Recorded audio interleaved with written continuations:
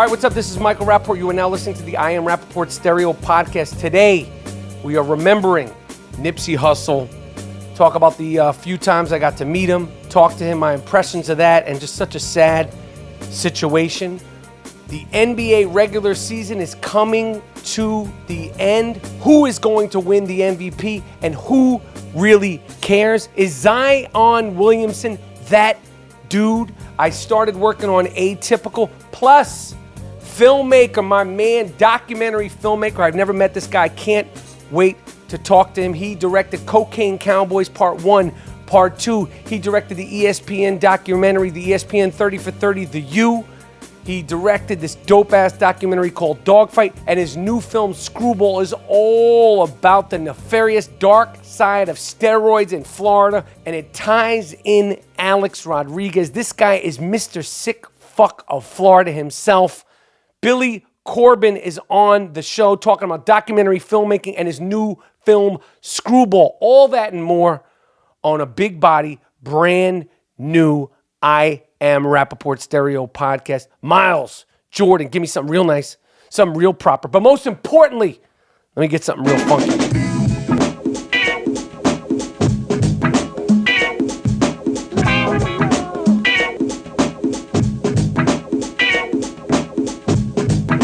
All right, 1 2 1 2 1 2 test 1 2 1 2. All right. Brand new I Am Rapaport Stereo Podcast.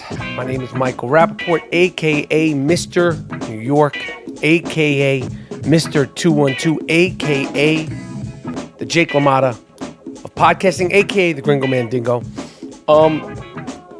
Let's get into it right away. It's gonna be a dope episode, but such a sad loss. Everybody already knows about this. Rapper, businessman, activist, whatever, all these different things. Nipsey Hussle passed away, got assassinated, got murdered, got killed, got shot and killed. And it's just, man, there's something about this that's very sad, very upsetting. It's crazy because in hip-hop, so many stars, going back to Scott LaRock from Boogie Down Productions, to Jam Master Jay, to obviously Biggie and Tupac, to Freaky Ta from the Lost Boys, to just Friends, to, you know, all the gun violence in hip-hop is just, it's crazy. And everybody understands why so many rappers come up from hard times and have one foot in the door, one foot out of the door, and the jealousy and just the lifestyle and everything that comes with being a part of the hood. Whether you're still rocking, still banging, still thugging or not. It's just hard to get away from all that shit and the jealousy and the envy and people's sensitivity and people's misunderstanding of what is ego and not ego, and it's just a fucking sad day.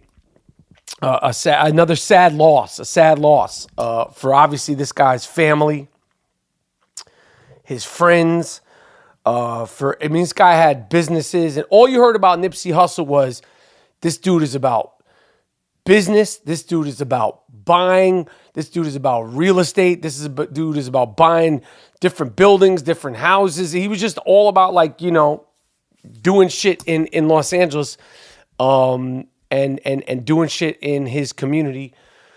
And it's just sad. I was trying to think I met him 3 times, Nipsey Hussle, and I was trying to think the first time, and I remembered the first time I met him was it's either 7, 8, 9 years ago with my 2 sons when they were smaller. So if it was like 8 years ago, let's just say 8 years ago, I met him at an event. There was some performance, some hip hop concert, a bunch of acts were performing. I think Cypress Hill was performing. I'm pretty sure Kanye West was performing, I think. And it was a bunch of different acts. And I remember there was a tent, a VIP tent.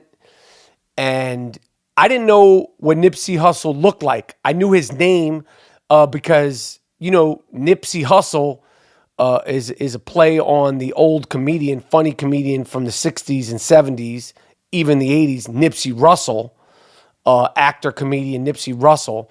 And I remember the first time I heard that name, Nipsey Hussle, I was like, oh, that shit's funny. That's a good name. That's a dope name. But I didn't know what he looked like. And my kids actually hipped me to him. Because at the time, and even now, they're so plugged into new music and younger artists, way more than I am. So we were listening to this mixtape.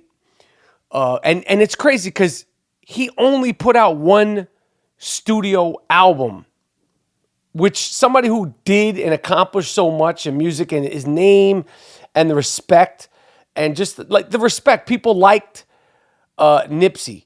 But his first record was this last record, Victory Lap. That was his first studio record. He had been on other people's joints, and he put out the mixtapes and the EPs and all this stuff. But it just goes to show how he just was well liked. Very, very well liked and respected, more than even his music. Like, people fuck with his music and loved his music, but everybody liked him and loved him as a person. And I remember being backstage at this thing, and this producer of Chief Keef, my kids were tripping off this producer for Chief Keef. I can't remember his name. Big kid, heavyset kid. They knew exactly who all these people were. They knew exactly who this producer was. And they said, Dad, that's so-and-so. And we met him. They got a picture with him. Then my son, my youngest son, I remember distinctly him saying, that's Nipsey Hussle. And I was surprised how tall he was. And you immediately associated the way his body is, tall, thin, extra thin, sort of Snoop Dogg. That's who he reminded me of, just the way he looked. He had a similar look, similar body shape, tall, thin, really, really rail thin. And he had on the chains and all that shit.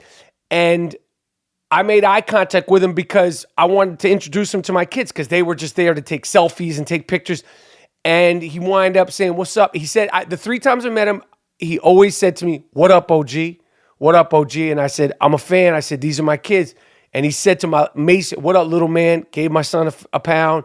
What up, man? To my bigger son. And it was brief. And he was always cool. But I remember thinking, like, this is a nice guy. This is a cool dude, cool disposition, genuine. And I remember that night, there wasn't like a big altercation, but there was a little skirmish between security and somebody's people and he was in the mix of it. And it wasn't a fight. It was just kind of like, yo, push and shove and like, yo, chill, what the fuck? That kind of like thing. And my youngest son, Maceo, at the time, pulled out his phone and he was like, World Star, saying it like, and I was like, yo, don't do that. And like, I walked him, I was like, don't do that shit. And I remember distinctly saying to him, yo, when something's going on, don't film it. Go the other way, because you never know what could happen. I probably shouldn't even had my kids at this kind of thing because that kind of shit was going off. And the last time I saw Nipsey was sometime last year at the Soho House in Los Angeles. And I saw him there with his wife. I think it's his wife, Lauren London. It was the middle of the day. Saw him. He said, what's up, OG? And he said, Lauren? And I said, yeah, how you doing? I'm a fan. She said, I'm a fan. And he was like, what's going on? Chilling, blah, blah, blah, blah, blah. And we actually talked about him being on the I Am Rapaport Stereo podcast. And, that was the last time I saw him. Loved his last record. But like I said, I think the thing about this guy, Nipsey Hussle, that resonated even more than his great music was who he was as a person. It resonates. You look at all these old interviews of him now, and you look at all these old clips of him now, and you see like a guy who was smart, who was forward-thinking, who was obviously hood, but you also see a guy who talked about his vulnerability and his fear of not making it and his fear of not achieving the success he wanted. And it's just a fucking sad thing for this to happen on a Sunday, in the middle of the day, on probably the first beautiful day of spring. It was a beautiful Sunday afternoon in Los Angeles. And to be shot and killed in front of a business that you created in the fucking hood, that you put people to work in, it's sad. It's just really sad. It's scary. And it's just, what a fucking sad situation. And a young guy who was just so really beloved and respected, and just really seemed to have his eyes on the bigger prize. And as of this I Am Rapaport Stereo podcast, based on everything I know, they know who killed him. And it wasn't some long-standing thing. Apparently, it was just some real simple kind of hood shit. Some simple kind of hood disrespect. Ties to this, ties to that. And, this is the way it goes down sometimes. It's a really just a sad thing. And what a loss. And what a loss for his family. What a loss for his friends, and what a loss for the fans, and what a loss for what the impact that he already actually was making in the world around him and creating around him. So shout out and respect to Nipsey Hussle, and it's just a sad situation.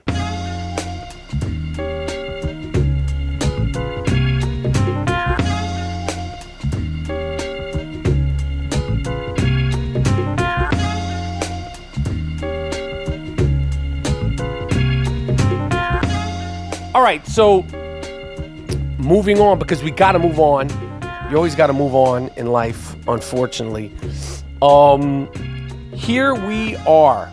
The NBA is winding down. The regular season of the NBA is coming to an end soon.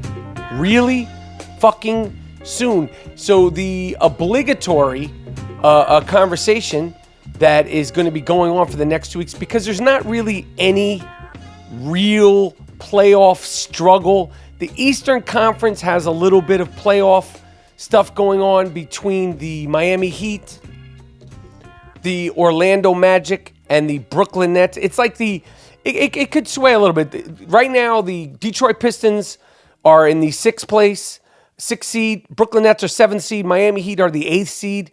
Orlando Magic is the 9th seed.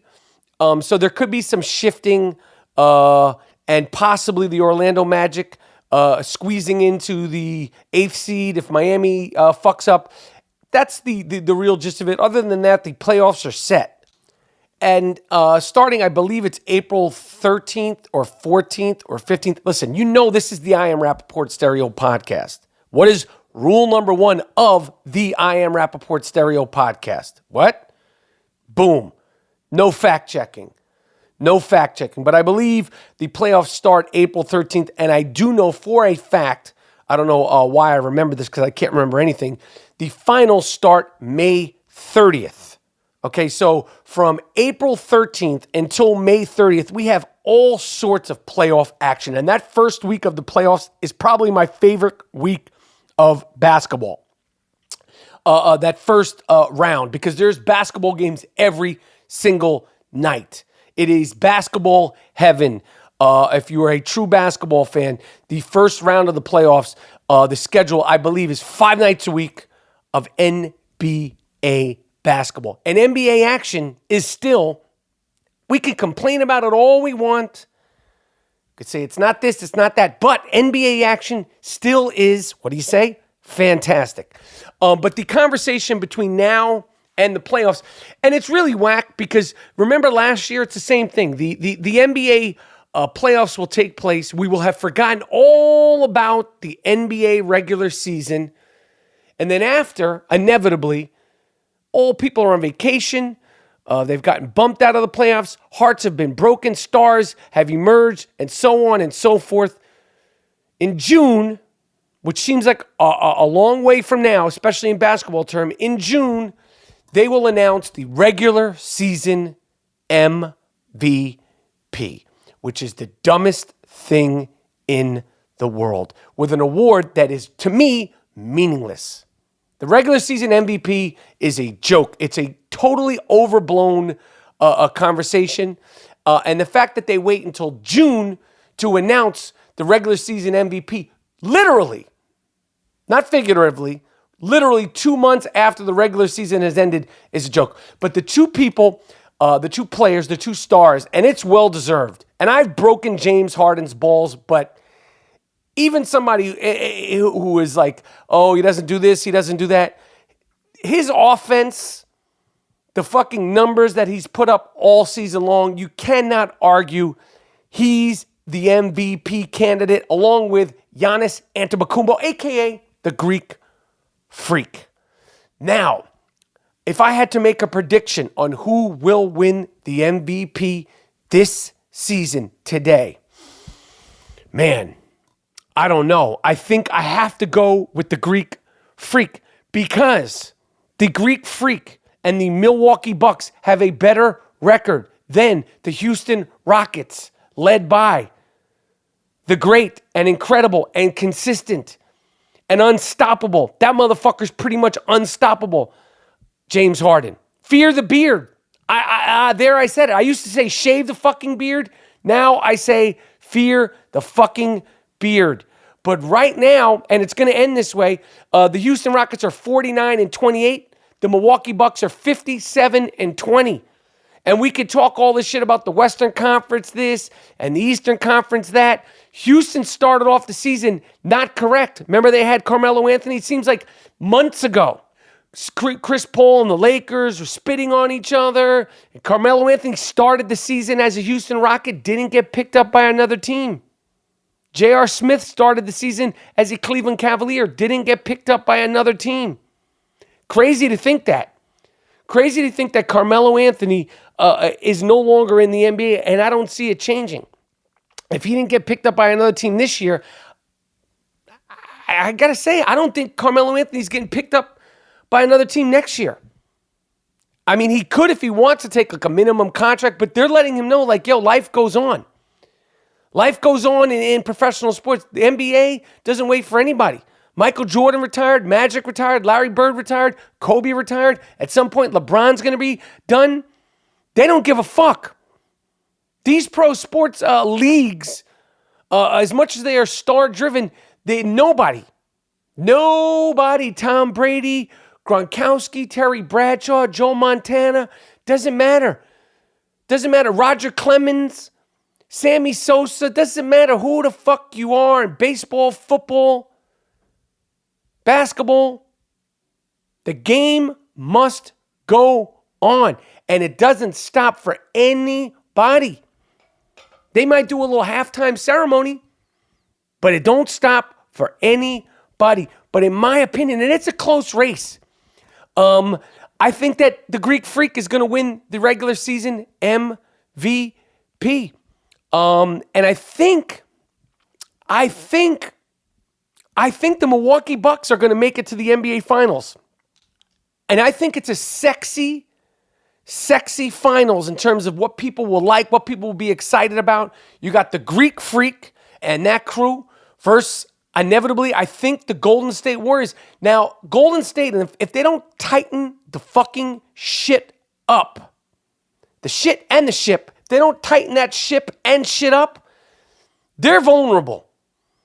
They are vulnerable. I know they could go into that mode and really, DeMarcus Cousins and the whole crew and everything could fall into place and Bogut will win them a game. And you're saying, what do you mean Bogut will win them a game? I'm saying he'll have the game why they brought him back. And all the other guys, Steph, KD, Clay, and Draymond, obviously they're the front runner. But if they don't tighten it up ASAP, they're playing Oklahoma City in the first round. That ain't no fucking cakewalk right there with Paul George. These guys ain't fucking around. Russell Westbrook, all he wants to do is fuck Kevin Durant. No Bruno. But that is all that Russell Westbrook wants to do is fuck Kevin Durant. The crazy thing is going back to the reason why I brought up the NBA is that this MVP, this regular season MVP conversation will be the discussion definitely for the next 2 weeks and even into the playoffs as the contenders, the Bucks, James Harden, and the Rockets are still in there and they don't get bumped with any sort of a crazy loss early in the playoffs. This is going to be the conversation, and it's a boring conversation. All I care about is Finals MVP. Because regular season MVP, James Harden won that year, Russell Westbrook won another year, means nothing when you get bumped the fuck out of the playoffs. Look at Dirk Nowitzki. That's the best case example. Dirk Nowitzki lost to the We Believe Golden State Warriors. I was there courtside. I was literally there courtside in Oakland. I watched them bust their fucking asses. Steven Jackson, Baron Davis, and them, they bust their fucking asses. 2 weeks later, Dirk Nowitzki, who looked like he had been drinking a Guinness Stout and eating, pickles, accepted his award a few days later, and he wasn't happy about it. I guarantee you he regrets his MVP season, his regular MVP season. I guarantee you he doesn't look at that trophy and think of fond memories. I guarantee you the thing he thinks about is losing to Golden State in the playoffs. Anyway, Zion Williamson and the Duke Blue Devils. Bye-bye. Bye. Fucking bye. They got bumped the fuck out by Tommy Izzo and the Michigan State Spartans. Now, I don't hate Duke the way I used to. It's just not the same. These fucking kids, Zion, all of them. They come and they go. We don't get to grow to hate them like the good old days. Like Grant Hill, fucking Johnny Dawkins, Bob Hurley, and that fuck Christian Laettner. They'd stay 3-4 years. We would grow to hate them. You know, like you never hated Christian Laettner his freshman year as much as you hated him his senior year. Of course, as soon as you laid eyes on him, you hated that fuck. Okay, that's just the way it worked. No one liked him immediately. He just had a fucking dickhead disposition. But by the time it got to his senior year, you really couldn't stand Christian Laettner and fucking Bobby Hurley, who I grew up watching. I saw him play in summer league games. I knew he was nice from Jersey City, but as soon as he put on that Duke Blue Devils jersey, again, you just never fucking liked that motherfucker. So it grew. But these guys, you can't really, it's hard to hate Zion Williamson. He seems like such a good kid, and you don't know him. If he stays and you could grow, and he plays for Duke, it could grow on you, and you could create rivalries, and they could win games and break your heart, and then they could lose, and you could break and step on their fucking hearts. But with this one and done thing, especially with the stars, you can't really grow to really learn to hate a player specifically. That being said, bye-bye assholes at Duke, and now the conversation is about Zion Williams. Is it Williams or Williamson? I don't know. See, I don't even know his last name correctly because the point that I'm about to make now is that I don't know how great. Don't get me wrong. Do not get me wrong. I think this guy is a talent. I think this guy will definitely be a good NBA player for sure. He seems like a good kid, an affable kid. But I could tell you the first problem with Zion, let's just say Zion, is that he doesn't have that killer instinct in him. He has a affable, lovable sweetness about him. He seems like a great kid. He seems like he's excited about the future. He seems like he knows he doesn't have it all figured out. All those things are great. But I think that's going to wind up being to the detriment of him because he doesn't have that, I want to step on your fucking head, cut your fucking throat attitude about him. And I just feel like that's going to be his Achilles his whole career. Is he mean enough? Does he have that killer instinct enough? Is he having too much fun? Is he too nice? Does he not know when to step on your fucking neck? Does he not know when to take over games? And obviously he's a physical freak. He's huge. He could run. He moves. He's light on his feet. He could fucking jump out of the gym. I've never seen anyone that big get up as high, and he has a weird way of jumping because he has both grace, like he kind of flies up and then he fucking boom down. None of that matters in the NBA in terms of being a great player. I'm not saying he's not going to be a great player, but I think that Zion Williamson is a work in progress, and I think that I don't know. I don't know. You know, he couldn't lead Duke to the promised land. I know it's a team game. It's a Mike Krzyzewski team, and it's a different way of going. But, yo, Carmelo Anthony, he was a man amongst boys. Dwayne Wade, when he played, they didn't go to the finals. But, yo, when he was in his run at Marquette, you were like, that motherfucker's nice. Kevin Durant, that motherfucker's nice. That's the best player on the court. I got the impression he had, like, Zion's the strongest player on the court. Zion's obviously, everybody's paying attention to him because he has this star presence around him. But I didn't feel like this is a man amongst boys. This is a star player who is going to clearly dominate in the NBA. That being said, I'm not saying he's definitely going to have a good career, and he's definitely going to be a good player. But if he's ever that dude, that I'm not sure about. I'm not sure if he's going to be that fucking dude, because when you saw Carmelo play for Syracuse, yo, he was that dude.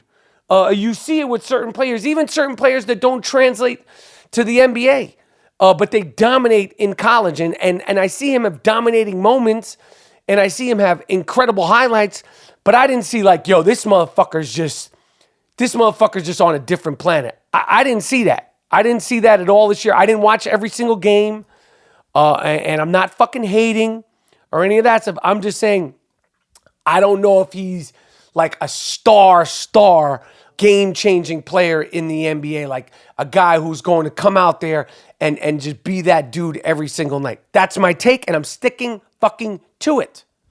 Finally, in the NBA, apparently, allegedly, because you ain't suing me, apparently and allegedly, Kristaps Porzingis, Tingus Pingus. You know, my old friend Kristaps Porzingis, formerly of the New York Knicks, now of the Dallas Mavericks, is allegedly, but I'm pretty sure this is true, he is under investigation for a rape or sexual assault in New York City.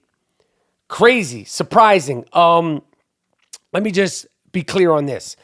I have nothing personal against Porzingis, and if he's innocent, I will be touting his innocence as much as I've. You know my history with Porzingis, but when he got traded, I was like, "Fuck Porzingis." But this is all in the character of the players. I don't know this dude personally. I wish him luck, and if he is not guilty, I really hope that they find out the truth of this. I will say, based on what's been reported, this sounds really questionable.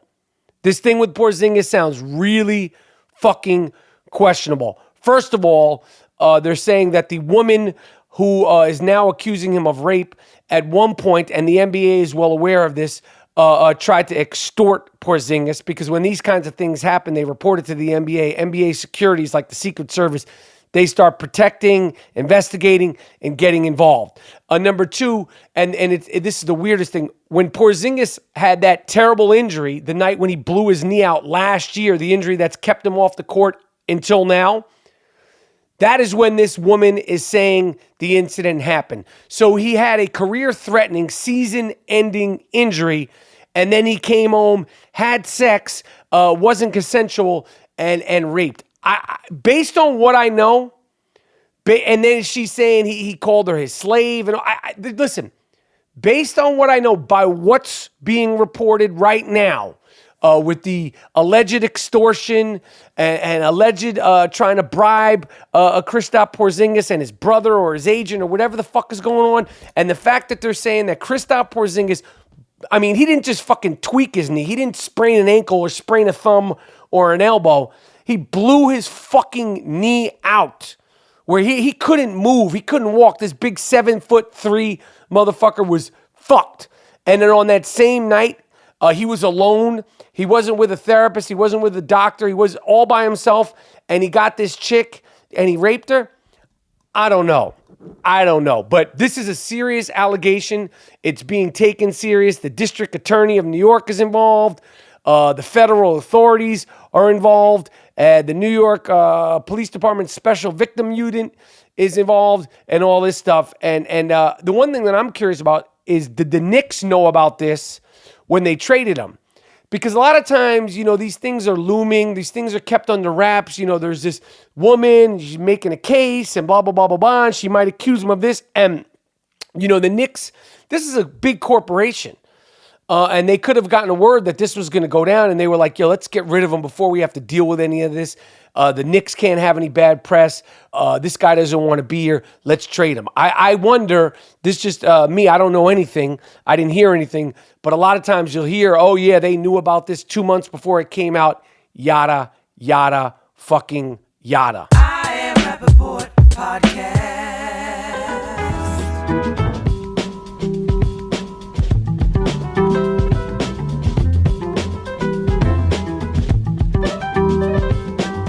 Speaking of yada, fucking yada, Bellevue, Washington, up there near Seattle, up there near Toronto, in Bellevue, Washington. I am coming up there to do 4 shows at Parlor Live in Bellevue, Washington. Tickets are available now at parlorlive.com. Friday, April 26th, 7:30 and a 10 p.m. show on Friday, April 26th, and on Saturday, April 27th, a 7:30 and a 10 p.m. show. You guys up in Portland, you guys in that area, come see me perform live, big body shows, headlining, doing the damn thing. I'm going to be on the stage for a long time talking a lot of shit. Tickets are available at parlorlive.com. April 26th, April 27th, 2 shows, 4 shows total.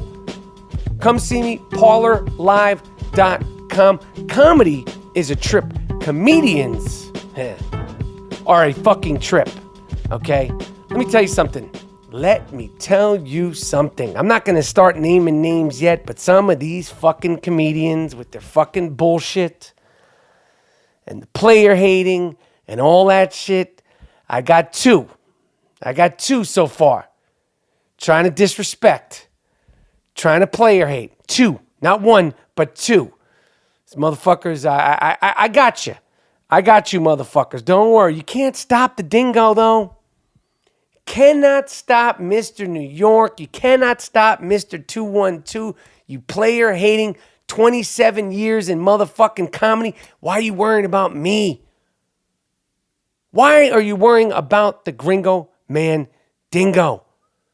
I know I'm being vague, but at a certain point, I'll start blowing people up. I will start fucking blowing people up. I'm hyped already to come to New York City October 17th, October 18th, and October 19th at Caroline's. I've never done I did stand-up comedy one time in my life in 1989. In June of 1989, I did stand-up comedy one time in New York City. Okay? 2019, October 17th, Friday, October 18th, and Saturday, October 19th, I will be making my motherfucking debut on Broadway. Caroline's on Broadway.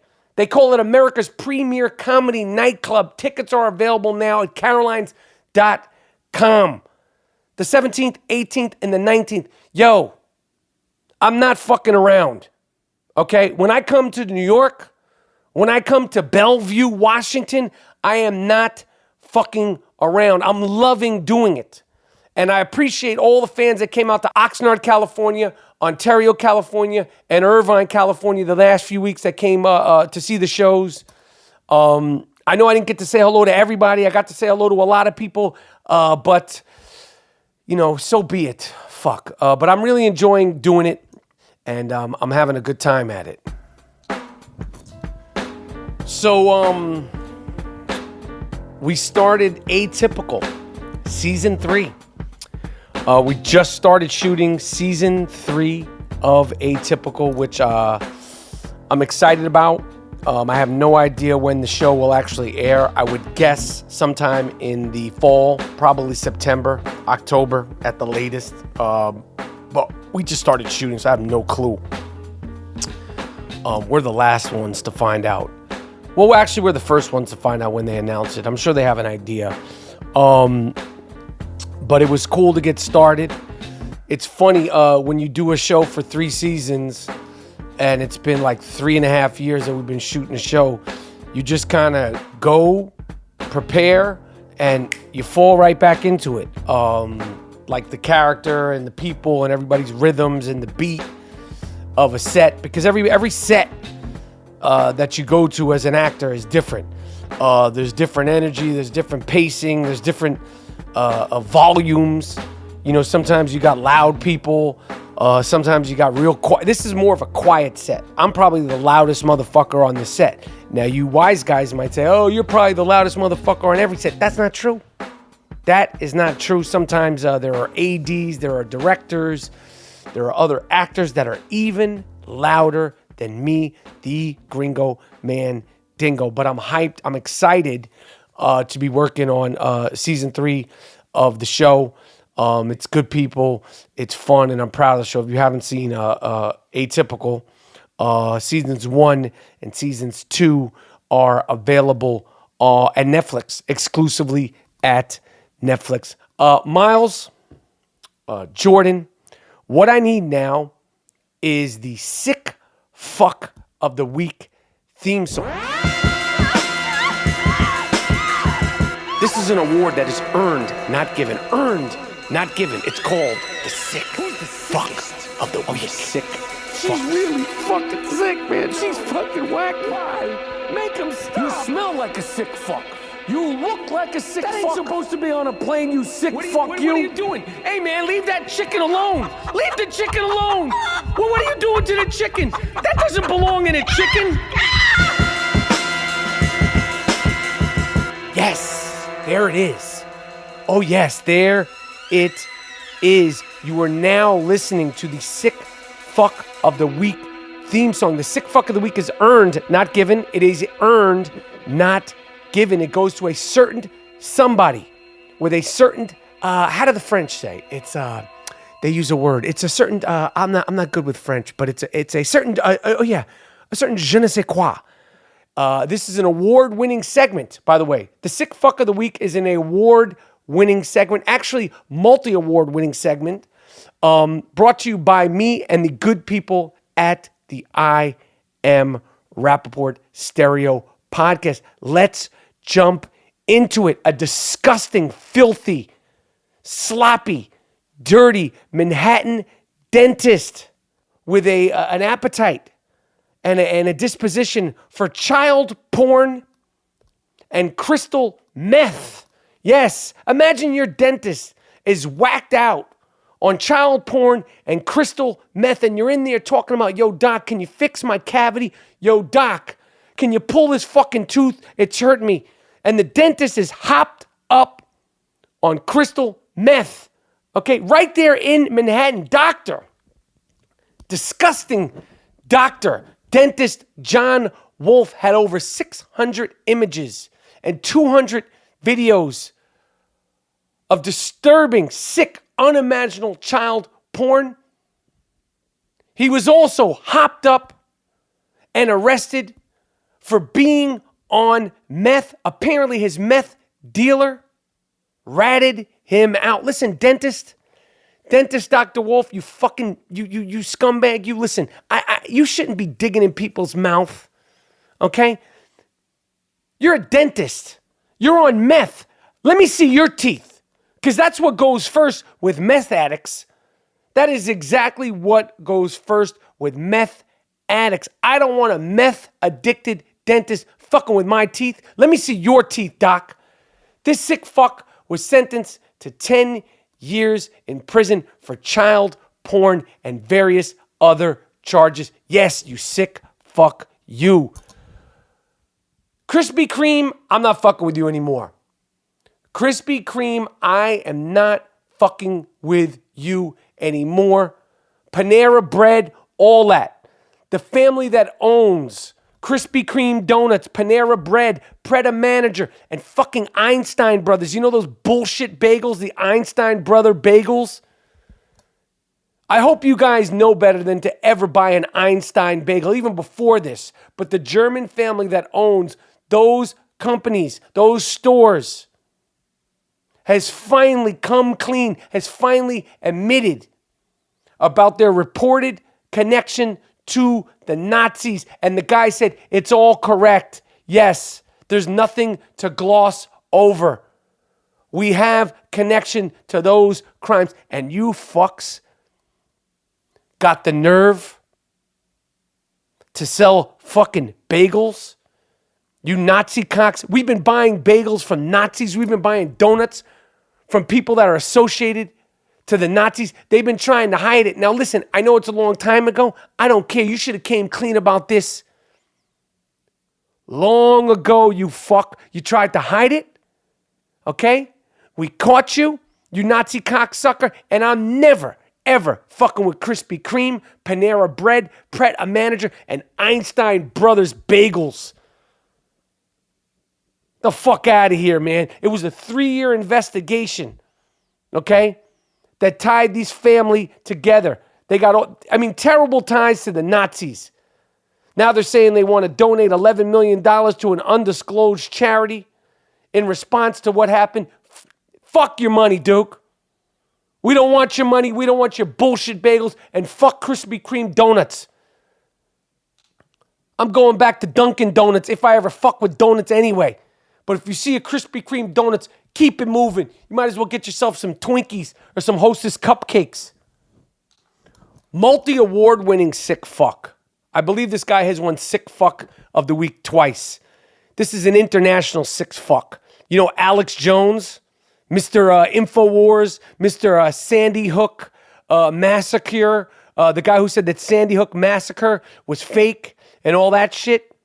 Mr. Conspiracy Theorist, Mr. I think on a different plane. This cocksucker came out and said he's saying now because no one will do business with him. He's off of social media. They kicked him off of Twitter. I believe they kicked him off of YouTube. They kicked him off of Facebook. This guy was going around saying that the Sandy Hook shootings at the elementary school in Newton, Connecticut was a giant hoax carried out by crisis actors and so forth and so on. Well, this piece of shit is now claiming that at the time when he was saying these certain things and talking about these certain events, it was a form of psychosis. No shit, asshole. Too late. Sorry, asshole. He said, and I quote, and I can't stand quoting this freak. I've had a form of psychosis back in the past where I basically thought everything was staged. Duke, I don't give a fuck. Okay? I get that you're a pundit and all that stuff. There's one thing to be a pundit and it's one thing to be a cynical and all that stuff. You don't get that pass. Sorry, asshole. Sorry. And if it was a form of psychosis, let me see some doctor paperwork. And even if the doctor says that, don't matter. You're still a scumbag. Okay? You can't be trusted. How do we know you're not going to fall into some other psychosis? Sorry, you're not getting back on Twitter, Duke. You're not getting back on YouTube. Nobody's fucking with you. The things that you said are unforgivable. You didn't need to tell us that you were a psychotic motherfucker for saying those things. You're saying it now because shit ain't sweet. What were you hopped up on? What were you hopped up on? Shame on you, motherfucker. Too late. Sorry, Alex Jones. Now this is the third time you made it onto the sick fuck of the week on the I Am Rapaport Stereo podcast. You're welcome. Florida. Is Florida in the house? I told you later on in the show we have Mr. Florida himself, Billy Corben. Guy's made so many documents. He knows about the degenerative disease of the sick fuck in Florida more than anybody. Coming up later on, my guy Billy Corben. In Florida, a teacher, Mr. Zunga, Aaron Zunga, a teacher at a private school, is accused of having sex with a student. This is a male having sex with a female student after putting his baby down for a nap. Yes, in Jacksonville, Florida, Trinity Christian Academy. This piece of shit was having sex with minors. He was having sex with minors while his baby was in his house. He's been fired, he's gotten arrested, and he's probably going to go to jail. And you know what happens to people that have sex with underage girls in jail? Yes, the Wonder Bread bag and the olive oil treatment. In Ohio, a loving couple, they weren't even married. A loving couple was out at a carnival. You know, one of these traveling carnivals? Michael Matheson and Lauren Wilder were arrested a few days ago, 6 p.m., okay, on a Ferris wheel, the Sky Star wheel, okay, at the Great American Ballpark in Cincinnati. These two were fucking on the Ferris wheel. They were fucking on the Ferris wheel, okay, while kids, children watched, adults videotaped them. 6 p.m., that's damn near broad daylight. Get a room, sickos. I'm kinky. I'm erotic too. But control yourself, animal. Control your fucking self. Back to Florida. We are back to Florida. A Florida man accused of killing a couple and attacking their neighbor believed that he was half man, half dog. What kind of dog did you think you were, Duke? He was discovered by authorities in his home biting and ripping into the male victim's face. How is this guy not shot? When the police come and they see you biting and chewing somebody's face and they can't defend themselves, why don't they shoot this fucking guy? This guy is saying that, you know this was that bath salt. You know this was that good bath salt. Austin Horohoff, whatever his name is facing murder charges in the deaths of Michonne and John Stevens, as well as attempted murder for allegedly attacking the couple's daughter. This is a sicko. Yo, he killed people with his bare hands. And then he was trying to eat them, biting them, chewing them. They threatened to shoot him and tase him. They should have threatened. I mean, they shouldn't have threatened. They should have shot him or at least tased him. Apparently, the cops kicked him in the head. They couldn't stop this motherfucker. And if you see him, I got to be honest, this guy don't look like your everyday sick fuck of the week. He looks kind of weird. But when you're hopped up on that good, anything is possible. You feel no pain. And finally, in Alaska, this video, I got a lot of requests for this. This is terrible. Surveillance video in Alaska. Two sick fucks, a father and son sick fuck, were caught on surveillance video, captured the father and son kill a black bear. They used handguns. These fucks, one of the guys had his shirt off. The other guy was on skis. I don't know what these people were doing. They had to be hopped up on something.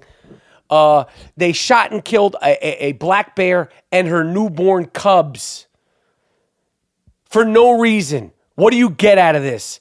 Shot and killed a bear and her newborn cubs and then boasted about getting away with the cruel act? Well, sorry, assholes. The whole thing was caught on video. Owen Renner, 18, and his dumb fucking father, Andrew Renner, are seen in the videotape shooting them, then dragging the bears out, and then celebrating, high-fiving. Well, you got locked up, dumb fuck. You're shooting and killing bears. You're celebrating that? You're never coming out of prison, okay? Hopefully, your jail cellmate will be an animal lover, okay? Owen Renner and dad, Andrew Renner, and then you guys will get dragged out. You guys will be manhandled. These guys were bragging, don't fuck around, don't fuck with me. They were so hyped that they killed a black bear. They look like they were on that meth. They're in the snow. They have no shirts on. These people are definitely fucking crazy, and they are definitely I Am Rapaport Stereo Podcast sick fucks of the week. All right, what can I say? All right, here we are. I told you, Mr. Miami, Mr. Florida. This guy has made a career off of finding, exposing, discussing all things Florida. So many sick fucks. Coming up next, filmmaker, director of Cocaine Cowboys, director of The U, director of Dawg Fight, director of the new film that really throws Alex Rodriguez under the bus, Screwball. I've been a fan of this guy's for a long time. Really good filmmaker, all about Florida, all about the sick fucks in Florida. Coming up next, talking about all his films and his new film, Screwball, the reality of Alex Rodriguez, steroid involvement, and so much more. Coming up next on the I Am Rapaport Stereo Podcast, my interview with my guy, Billy Corben. All right, my man, Billy Corben. So, let's jump into this. So, since you are Mr. Florida, I need you, Mr. Florida, a.k.a. Billy Corben, to tell me what are the 3 most sketchy parts, sketchy areas in the entire state of Florida. Let me tell you the one that you probably least expect, but Orlando, home of Walt Disney World. First of all, we live in Florida's a peninsula, so which means it's surrounded on 3 sides, at least by nearly all sides by water, short of an island, and you're an hour away from the beach when you're in Orlando. Why the fuck would you be in a peninsula an hour away from the beach? People don't settle. It's a swamp is what it is. They drained the swamp and built, the happiest place on earth, but it's shady as fuck. And the only reason it's there is because basically Walt Disney found a place where he could just buy the place. When I say buy the place, I mean have his own government, his own laws, his own rules, because it was literally in the middle of nowhere. Nobody wanted to be there. So he invented this fictitious place. That's the thing about Florida. The whole story of Florida is lies that came true. Real estate hustlers who are like, buy this lot of land for $20 down and $20 a month till you're ready to retire, have your own Florida dream. It was a fucking swamp. It was nothing. And then eventually the Army Corps of Engineers did find a way to tame God, basically, and drain the swamp. And these are lies that came true. I mean, it's amazing. We have a city called North Miami Beach. Ain't no beach in North Miami Beach. I think it might be the only city in the country with beach in the name where there ain't no beach. Okay, yeah, there's maybe a fucking man-made lake with some crocodiles in it, but there's no beach. And that was designed to basically fool servicemen who served during World War II, where we had a military base right in what's now Bal Harbor, home to like one of the most expensive and exclusive shopping malls in the world. But there was a military base in World War II, and they were looking for fucking U-boats and Germans coming off the coast, off the Atlantic. And then they went back to wherever they were in Middle America. And then they suddenly started to see ads, or there'd be like a table at a shop at some Midwestern shopping mall, like $20 down, $20 a month, a month for the rest of your life till you're ready to retire. And then you come down, have your lot of land to build your Florida dream, retirement dream house.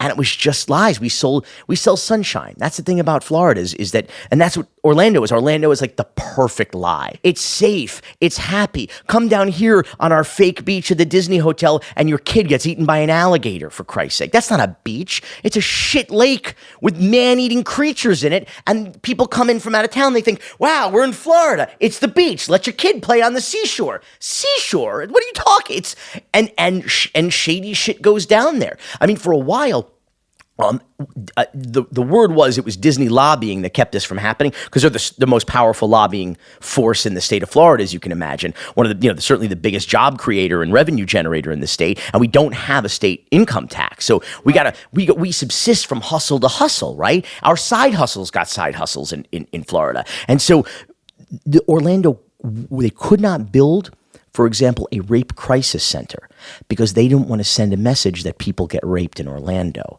So they couldn't even help victims because they didn't want to, that would mean the crime happens here. It's like, of course, and because there's so many tourists and so much tourist money coming in, crime happens left and right. I mean, you come in from out of town, you got a target on your back. In Florida, that's when they stopped. Back in the day, you remember rental cars had bumper stickers in the back, said Alamo, said whatever, right? So in Florida, we started having tourists who were getting killed just for exiting the wrong exit off the highway. And so the first thing they did was got rid of the bumper stickers so you couldn't tell straight away that these were out-of-towners. And then they started putting sun icons, this is back in the 90s, on the exit signs on the highway. So you would know that was a safe exit if you were from out of town, or follow the sun. And so you weren't exiting in some of the rougher neighborhoods like Liberty City or Overtown, or places where these mostly German tourists, oddly, were getting killed, shot and killed. There was a whole rash of that. Yeah, and those are some of the neighborhoods, like Liberty City Optimist Warriors, where Uncle Luke, shout out to Uncle Luke, represents, and that's considered one of the more dangerous parts of town. But I wouldn't call it shady, because we have neighborhoods like that all over all over the country. It's just a hood, but it's working class people. That's the thing too, is they just released a study, the United Way, that said 60%, that's 60% of residents in Miami-Dade County cannot afford to make ends meet. Some of these are 40% of that are the working poor. So these people who have minimum one job. How shady is the city of Miami? We have to remember, so Miami-Dade County is 34 municipalities. That's shady in and of itself. This shit's like, it's like Game of Thrones in paradise with slightly fewer dragons. That's what Miami's like. Everybody's got their fiefdom. That means 34 mayors. That's almost 34 different police departments. Okay, you would drive up, down, left, right, sideways in this fucking town for hours. LAPD pulls you over. That's the way it goes. I commute from like the North Miami area to the Miami Beach, where our office is every day. On a good day, it's not a long drive. It could be 25 minutes with no traffic. Less than 10 miles. Depending on what route I take, I can get pulled over by any one of 6 different police departments. It's all fiefdom. You got to see which flag is flying before you get into a road rage incident, And it's just, and because of that, it becomes we self-segregate. And so nobody gives a shit about anybody else because I'm in this little municipality, this little place. So the city of Miami itself, which is obviously the most famous of the cities, is also one of the poorest cities in America. When you look at city of Miami, and we have a government that is just like, it's like a banana republic. It's like a third world country. And I'm not, if you want, you just go online and watch the city commission meeting. It's just crazy. Like you'll be like, what the fuck? How does this government function? And it doesn't. It would be like if you went now to Miami to buy a house or open a business or make an investment, you got to be out of your mind. That'd be like opening a business in Caracas. It's an unstable regime. It's like an unstable government. And Miami is, as a city, and it's a shame because there are great people there. There are hardworking people there, but they can't afford to live there, and their government doesn't give a shit about poor people. And that's not new. That's true everywhere. Okay, Cocaine Cowboys. In my documentary, I never tried living in that interview environment. I'm a native Floridian and a associated with lifelong crime. Miamian. That's just me. Especially so, people that are my- associated with like crime my in Florida. pastimes How in do you Miami. I'm get not to like these a people? How do you South Beach track these people nightclub down guy. I don't like to the get them trendy to shit. talk I like on dive film? bars. That's what I like. Real places with real people. That's all. So one of my favorite things to do is just like go to this skeeziest bar, just grab a stool at the bar next to the crustiest. I'm talking about like a fucking barnacle, just like growing on a dock, like that kind of guy, who looks like he just was born in this bar and has been there ever since. And just strike up a conversation. And in Miami, invariably, he'll wind up having just been released from prison.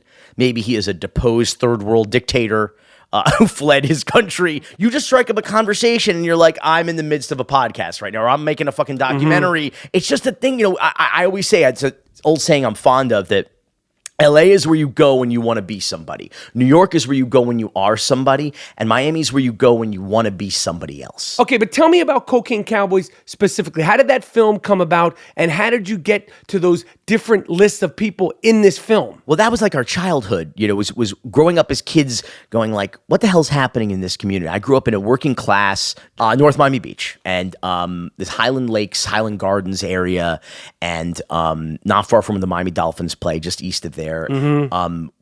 You look around and very few people that I was aware of, or still to this day, were in the drug business, but everybody was doing well.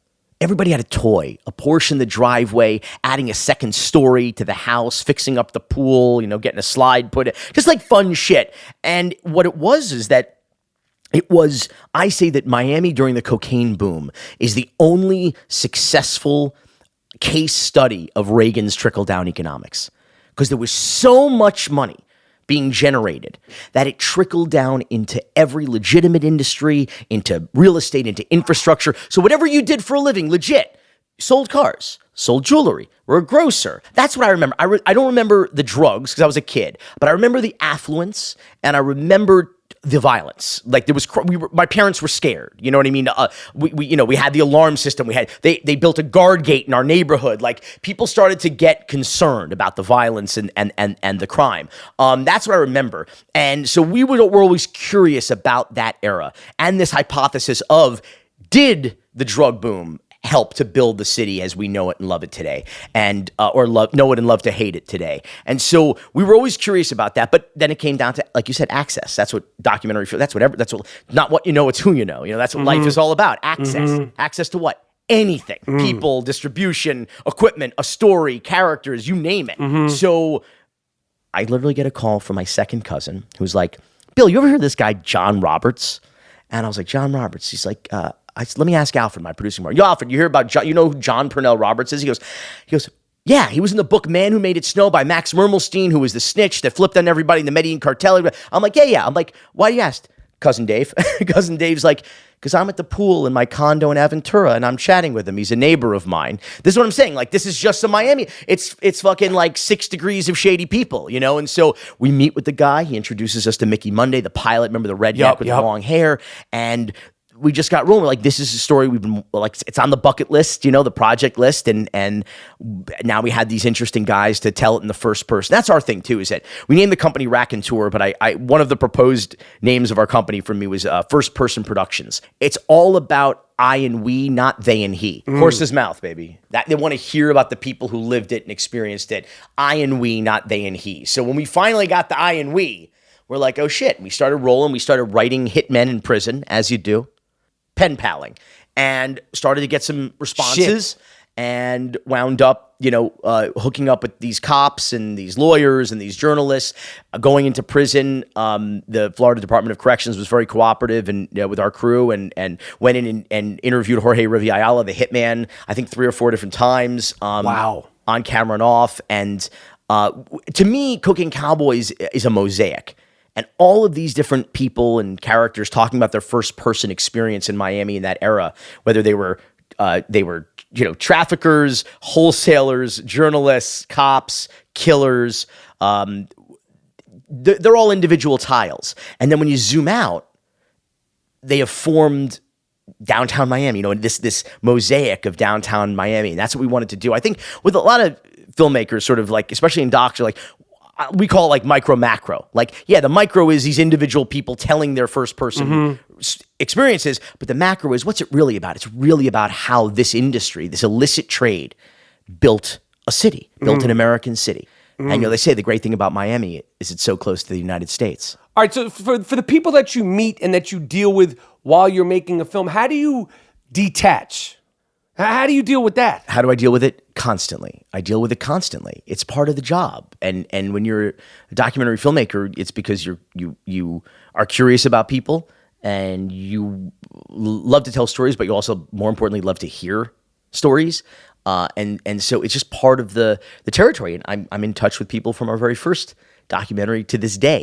You call them characters, and I call them characters too, but they're real people. So it's like, the answer is it's very difficult and in many cases often impossible to detach yourself completely from those people. And it's not that bad. So when was the last time you got a call from a criminal from Cocaine Cowboys? Last week we had opening night of our play that I co-wrote called Confessions of a Cocaine Cowboy in Miami Beach, and Griselda Blanco, the godmother, La Madrina, her son Michael Corleone Sepulveda was there with his new wife at the premiere. We got the guy Yancey Arias. If people watch Queen of the South on USA, he was like the evil Mexican general for a couple seasons, but he got whacked. Spoiler alert. And he's brilliant. He plays Rivy, the hitman, and it's like this dark comedy. And I wrote it with this guy, Orrin Squire, who's a TV, he was on the first season of This Is Us. He's now on CBS's The Good Fight. And he's written 30 plays, originally from Miami.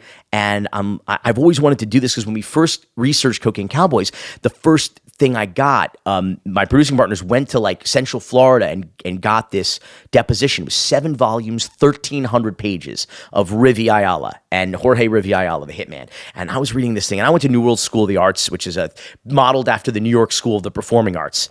And it's where Terrell McCraney, who won the Oscar for Moonlight, the screenwriter, where he went to high school. My claim to fame, by the way, now this is going to be on my I thought Cocaine Cowboys and the U were going to be on my tombstone, but now Terrell reminded me of this, that I was the only person at New World who would drive him home to Liberty City, because everybody else was like, my parents won't let me drive in that neighborhood. My parents didn't know where the hell I was. And when I got my car and going to New World, kids from all over the county went there. So it opened up the fucking map for me. I was driving everywhere. And he would ride his bike home from fucking downtown Miami to Liberty City. And dangerous. And I was like, dude, get in the car. And I didn't remember. I mean, I remember driving him home, but it was only in recent years where he mentioned that, like, you were the only guy who would drive me home to Liberty. I'm like, now I got a claim to fame. All right, so for your latest film, Screwball, how do you avoid getting lawsuits since it's about Major League Baseball and big-time players like Alex Rodriguez?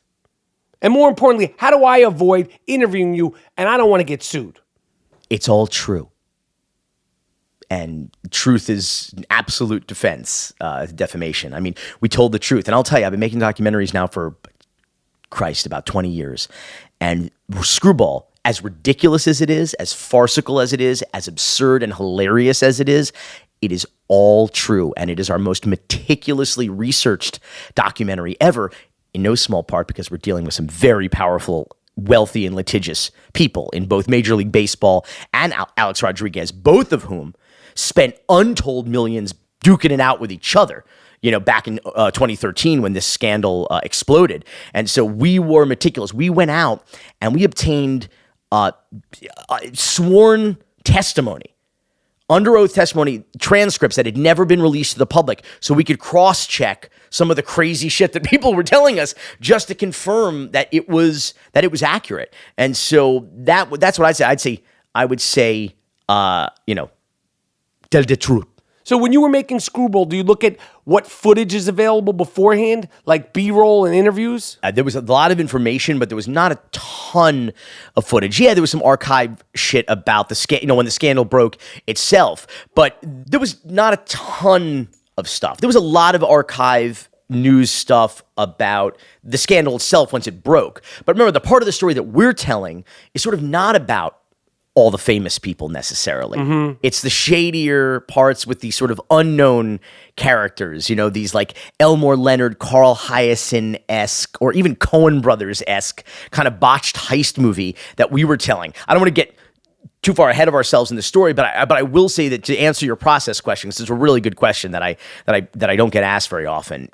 It's really the lyrics for music. It's like, which came first? Mm-hmm. And the answer is almost like sort of, well, everything happens at the same, when you're inspired, it all just happens. And it's kind of, I don't want to give an asshole answer like that, but like, it's kind of like that where, you got to do research in advance because you got to prep for interviews. Mm-hmm. So you got to be asking smart questions and the right questions, and obviously teeing up footage that exists, mm-hmm. As opposed to, like you said, teeing up footage that might not exist. Then you're like, oh fuck, there's no footage of this. But it's a little bit of both in that. Then we do this, kind of the preliminary research. Then you go into an interview, and then we do a radio cut.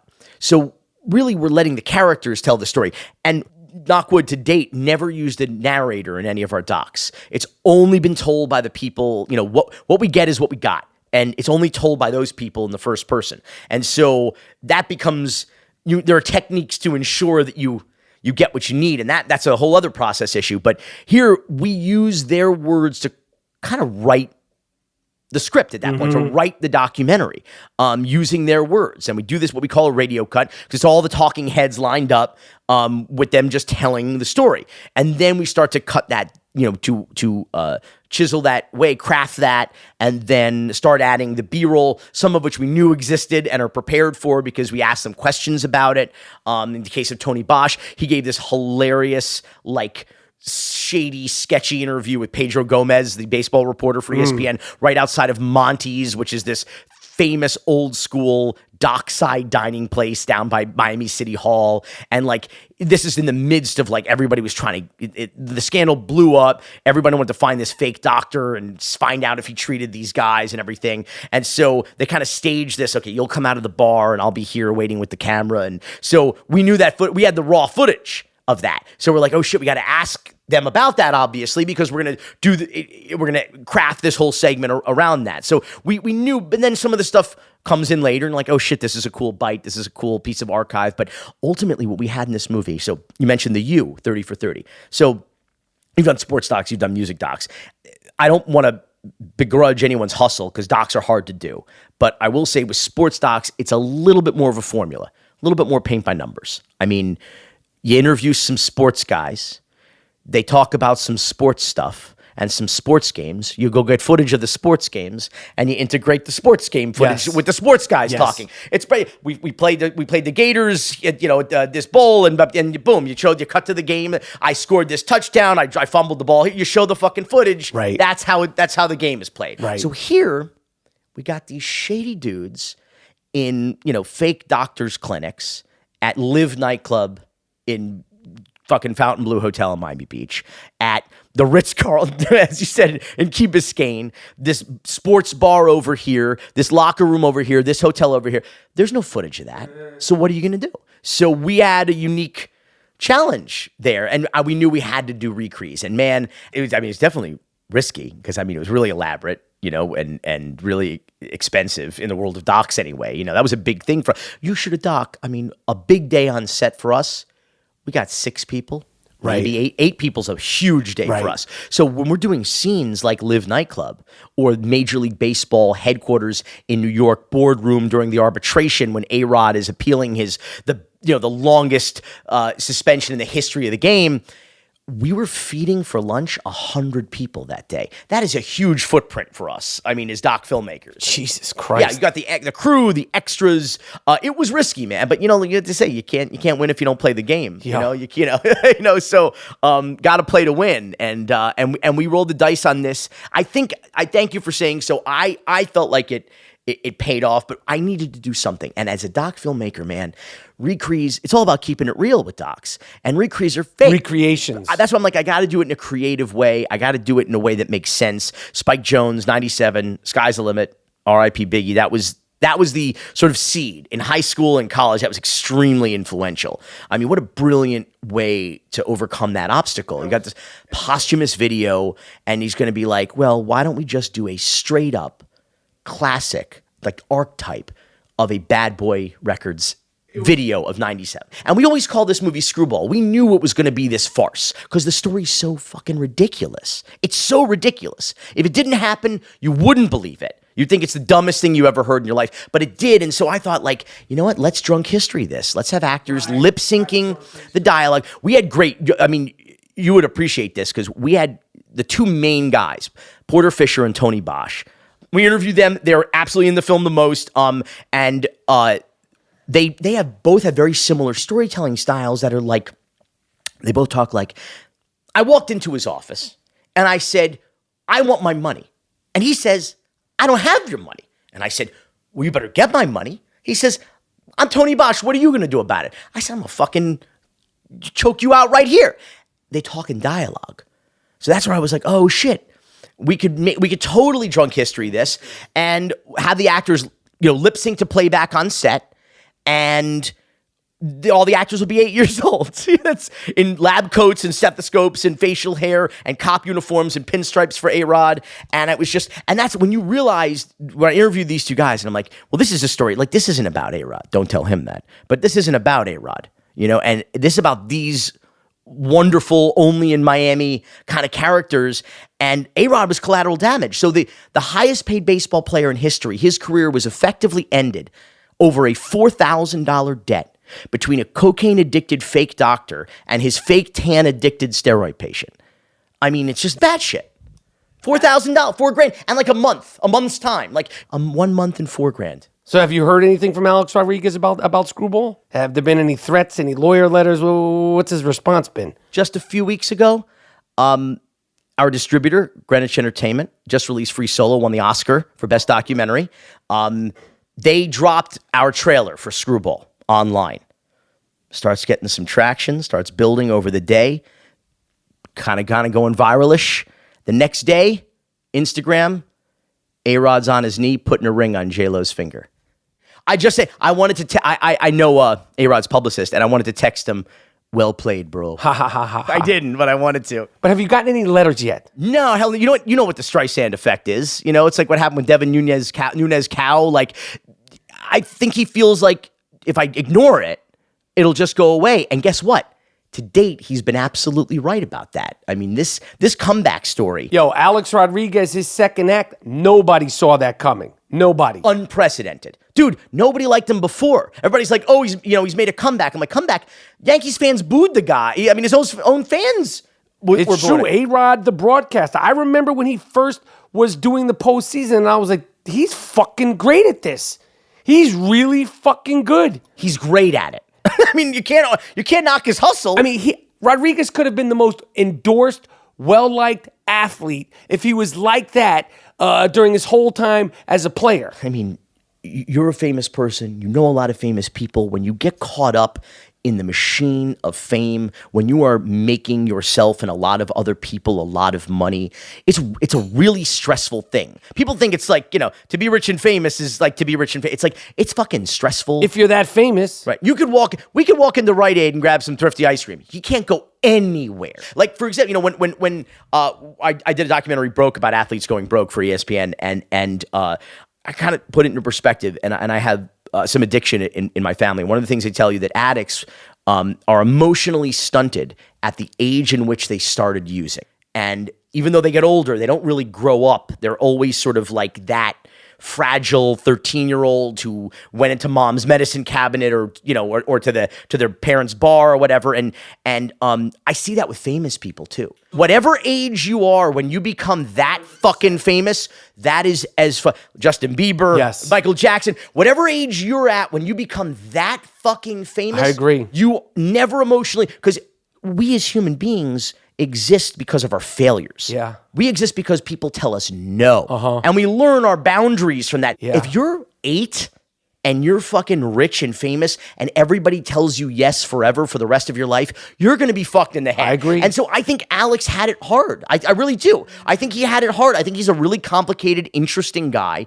And I think that finally getting kind of squeezed out of the game in a way, forced out of this game that he loved, that was the only thing he knew how to do, that was the only thing anyone ever told him he was any good at. I think it was liberating for him. And yeah, he was no less rich and arguably he's more famous now, but he was able to say like, well, what else am I going to do? Like you said, what's my second act going to be? And I think it's been fascinating to watch. It's certainly been a miraculous public relations story that they're going to be teaching in fucking universities and PR courses forever. I mean, Lance Armstrong went around, he did the Mea Culpa tour. Alex never apologized. He's joked about it a little bit, which is great. It's charming. It's funny, but he's never really come clean about what went down and because remember, this guy went down fighting, he went down lying is what he did. And he never really and he didn't have to. He just knew that if I can ride this out, that was the strategy, was just, head in the sand kind of approach. And man, it worked. And MLB has been brilliantly complicit in this. And I say MLB now is like, basically it's like politics or anything in American life. It's the WWE now. And they needed a heel back in 2013. Bud Selig was going to retire. He is the steroid commissioner. Everybody, I believe that he knowingly exploited and profited from the steroid era. He needed something to bring back the game, the sport after 94. People thought America's pastime was toast after that players' strike. And they had these fucking baseball monsters with their necks the size of my waist, smacking balls to Guantanamo, and everybody's like, this is great! You had the home run derby, and Sosa, and McGuire, and, the home run race that captured the imagination of the world, and we all knew what was going on. You could see these guys, we morph them in the documentary. You see Mark McGuire back-to-back with Jose Canseco, these scrawny little dudes that all of a sudden turn into the incredible Barry Hulk. Bonds too. Selig was like, listen, I got to go out the door here looking like I did something. So what was the script? He was the Vince McMahon of he's like, what bigger scalp could we get than A-Rod? So they get in this battle of the legacies, and then what happens? He retires. They nailed A-Rod. Biggest suspension ever. Moving on, Rob Manfred, who was Selig's second in command, who was in charge of this ridiculous investigation, which some people allege in the documentary was an illegal investigation. They broke the law, MLB down there, handing over $125,000 cash from some fucking slush fund to a felon in a diner in South Florida. I mean, it was crazy what they were doing down there. Seducing nurses from clinics from this guy, Tony Bosch, literally like having affairs with them. It was like Keystone Cops. It was this internal organization. But then Rob Manfred gets the He gets the call. He's the commissioner now. And then what happens? He goes, well, I'm Vince McMahon now. What's the storyline now? The storyline is hire Pete Rose and A-Rod to be announcers and commentators for the game. Brilliant storyline, because the bottom line is the bottom line. That's what they're looking. What elevates, what raises the stock and raises the revenue and interest in the game? It's fucking wrestling, right? WWE, right? Is there anything you've seen recently that you're hyped about documentary wise? I mean, Finding Neverland. I'm sorry, Leaving Neverland. Finding Neverland's a very different story. But Leaving Neverland, I'm really interested in this idea of sort of reassessing heroes. Yes, because that's really what Screwball. It's kind of reassess the victims. Part of the reason why we use the kids is that they're the victims in this story. Not only did Tony Bosch, for example, have high school patience, which is not okay, and he rightfully went to federal prison for that, but ultimately, these kids look up to professional athletes as heroes, as role models, and many of them may not be worthy of that.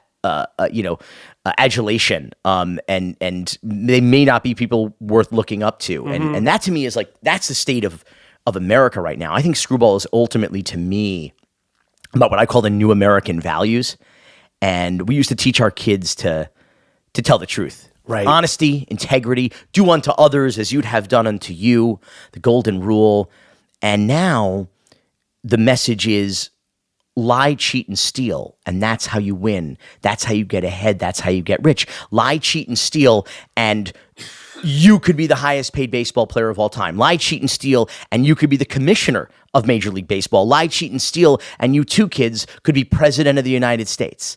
And I'm not saying that that's not how it's been all along, okay? But when the president says it's okay, and the president behaves that way, that is a paradigm shift in the values of a country. And that is a message being sent to a generation or more of young people that is toxic. It is a toxic message that I don't think we are going to fully comprehend the damage that has been done. I agree. And I think it's going to be horrific. I think that the people at the top set the tone. And when at least they're pretending that the American dream is alive and well, at least when they're pretending to send a message of hope, at least when they're pretending that the game isn't rigged, the system isn't fixed, there's a chance for young people to feel like there is an opportunity.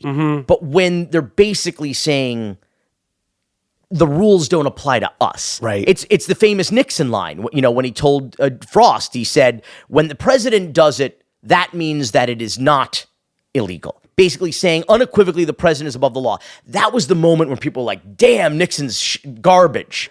But now, the president doesn't just say that. He doesn't talk the talk. He walks the fucking walk. I am above the law. And Congress says, oh, yeah. He is above the law. What does that say? What does that say? Now, I would say you are some sort of steroid expert at this point. If you bet the house, the dog, the wife, and the kids, what would you say, Billy Corben, the filmmaker, AKA steroid expert, what would you say that Donald Trump is on right now? Just philosophically.